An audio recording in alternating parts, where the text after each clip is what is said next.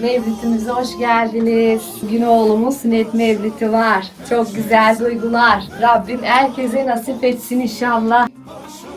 Allah bana damatlığını da göstersin. Yakışıklı paşa. Canım oğlum.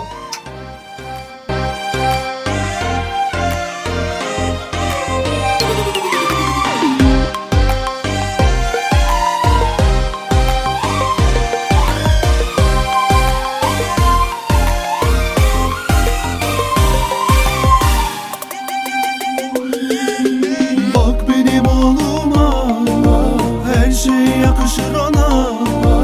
Anam baban çalışır, her şey helal sana.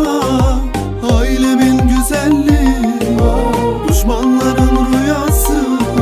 Kameralar güzeli çeksin, herkes haddini bilsin. Yaşamana güzel oğlum kralım paşam, her şey sana feda olsun paşam.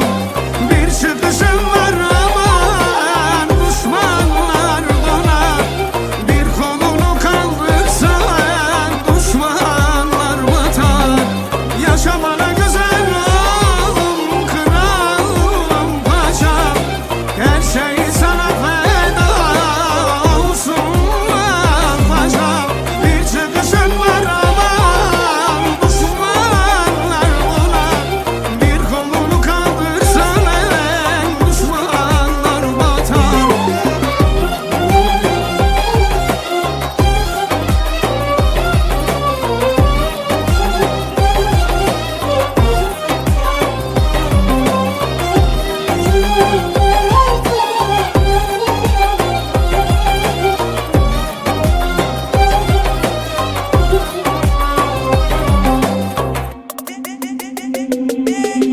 Bak benim oğluma, her şey yakışır ona.